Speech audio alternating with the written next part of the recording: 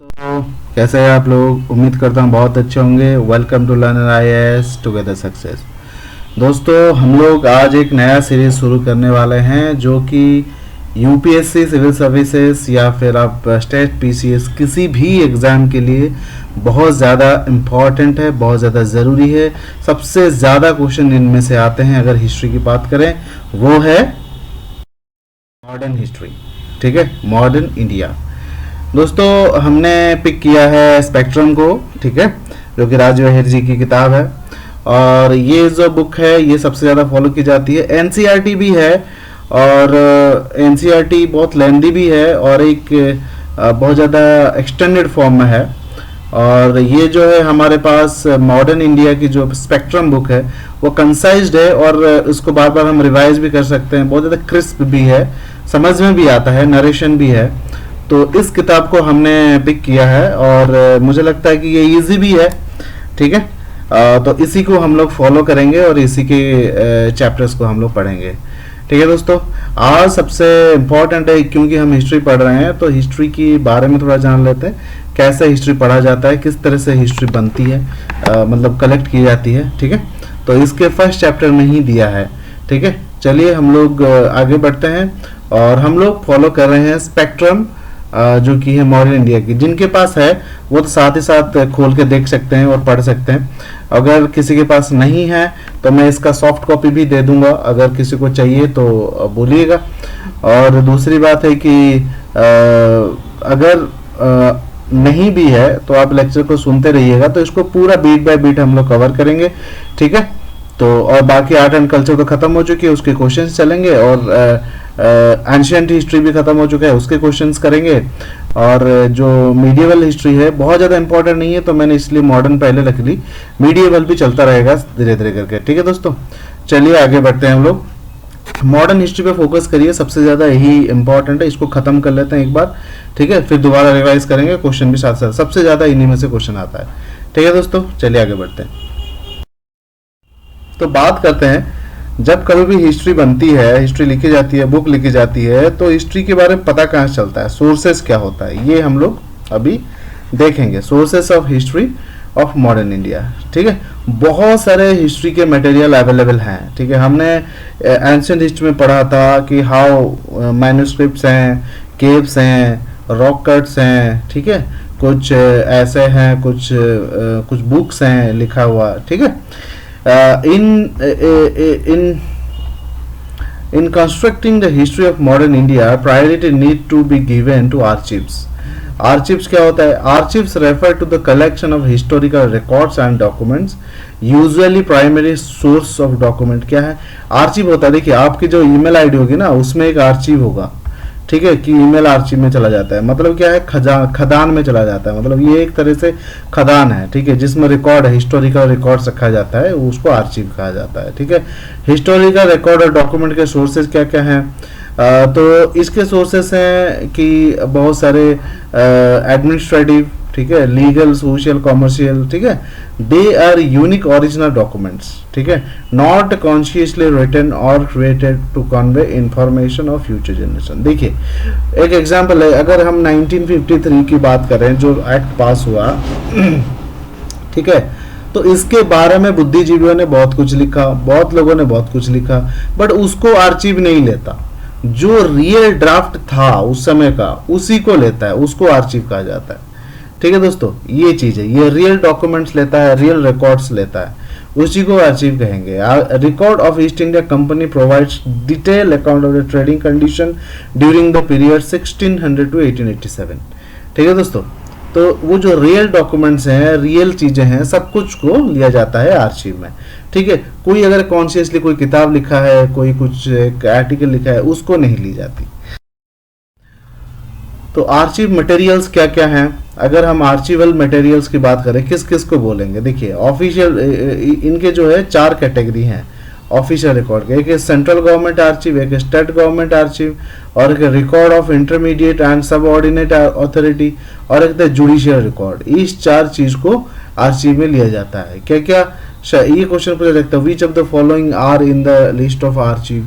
ठीक है, उसमें दे देगा सेंट्रल गवर्नमेंट है, स्टेट गवर्नमेंट आर्चिव है, रिकॉर्ड एंड इंटरमीडिएट्स है, या फिर फोर्थ जुडिशियल रिकॉर्ड है, ऑल ऑफ द आप कर देंगे, ठीक है।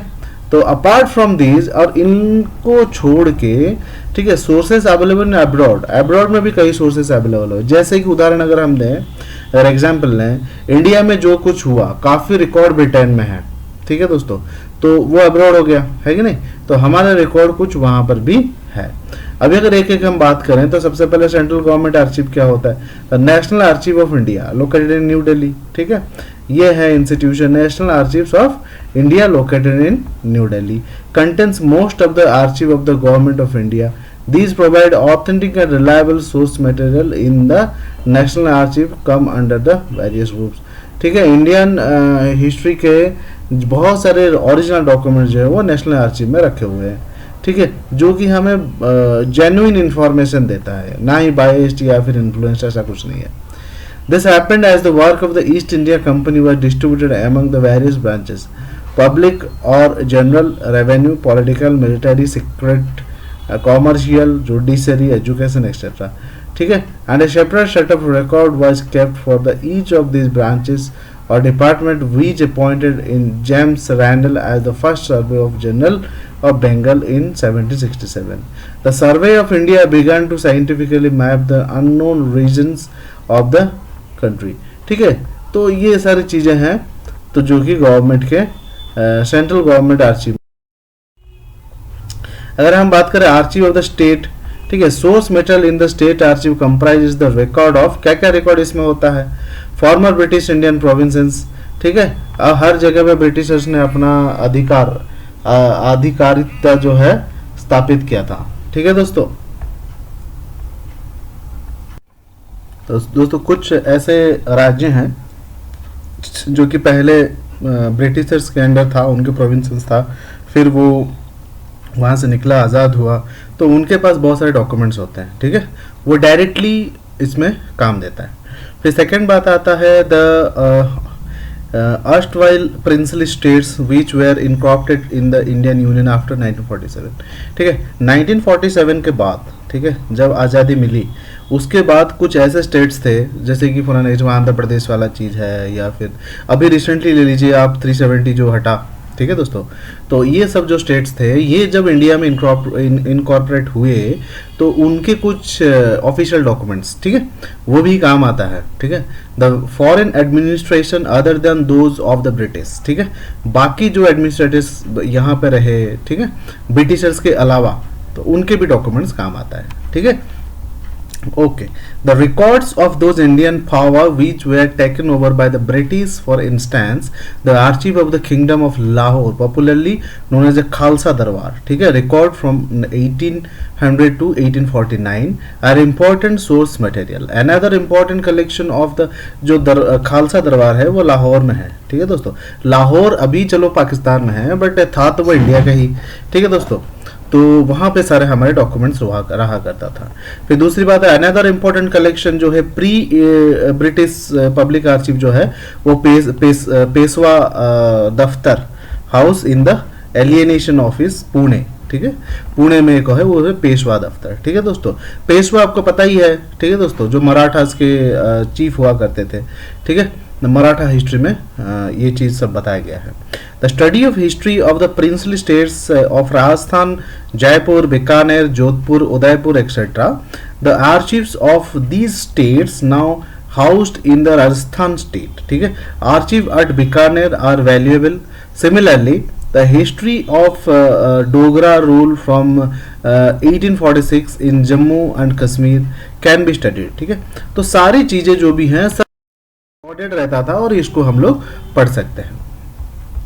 फिर आता है आर्चिव्स ऑफ द 3 प्रेसिडेंसीज, ठीक है, early record of Fort Williams Bengal presidency में were lost during the sack of Kolkata in 1756, वो लॉस्ट हो गया। But the archive of the Bengal presidency after the British victory at Plassey have survived more or less in the complete series, which are partly available in the National Archive of India and partly in the State Archive of the Bengal, ठीक है, waste Bengal, ठीक है, जो था उनको नष्ट कर दिया गया बट 1756 में, बट बिफोर जो ब्रिटिशर्स रूल था, ठीक है, वो चीज़ उसमें डॉक्यूमेंटेड है।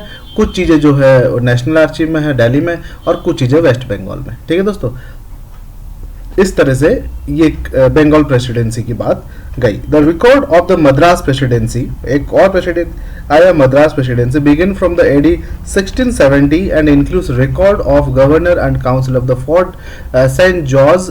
ठीक है, in this record there is plenty of information bearing on the rise of the English East India Company as a political power in the south and in the Deccan, including Anglo-French struggle and English conflict with other Indian powers। ठीक है दोस्तों, वहां पर ये documented है। फिर आता है बॉम्बे प्रेसिडेंसी।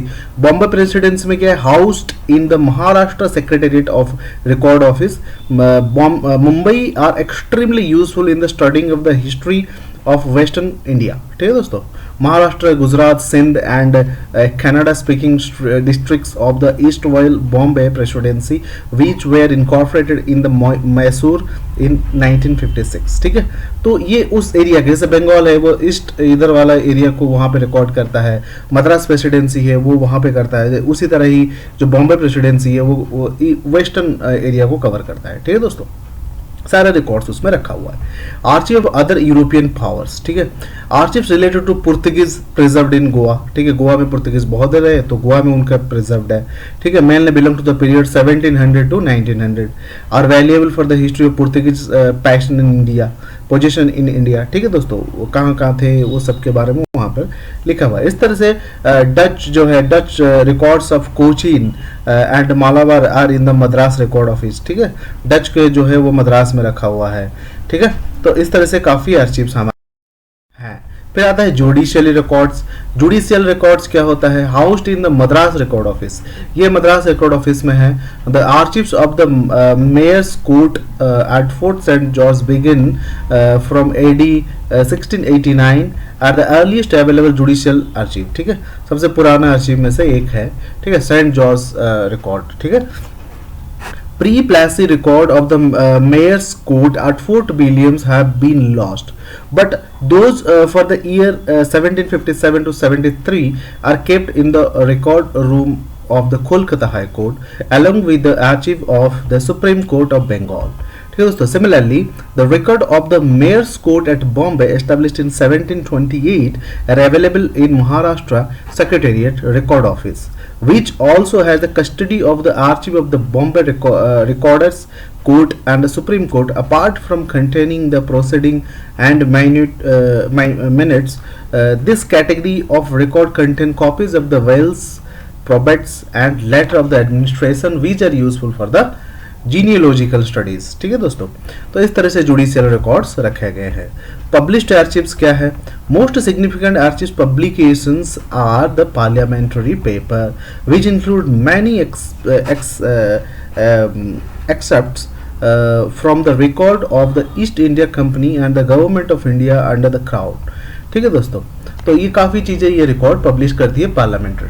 ठीक है, the report of the parliamentary select committees, various royal commissions constituted on specific subjects like education, civil reforms and feminine, ठीक है, famines and the parliamentary debates on the Indian Empire are indispensable। ठीक है दोस्तों, ये dispense नहीं किया जाता, public नहीं किया जाता। ठीक है दोस्तों, इस तरह से काफ़ी चीज़ें हैं जो कि पब्लिश। प्राइवेट आर्चिव्स क्या है, private archives comprise paper and documents individual and families of note who played significant role in the development of the modern India. Private मतलब इंडियन नेशनल कांग्रेस है, are house of the Nehru Memorial Museum है, ये सब private चीज़ें हैं। ठीक है, library in the Delhi, the कुछ लोग हैं, ठीक है, जिन्होंने बहुत इंपॉर्टेंट रोल प्ले किया था, उनकी कुछ राइटिंग्स है, उनकी कुछ डायरीज है। जैसे नेहरू जी है, नेहरू जी का पर्सनल डायरी है, बट वो लिखे इंडिया के बारे में, उस समय क्या हो रहा था क्या नहीं हो रहा था, वो प्राइवेट आर्चिव में आ जाता है। ठीक है दोस्तों, फॉरेन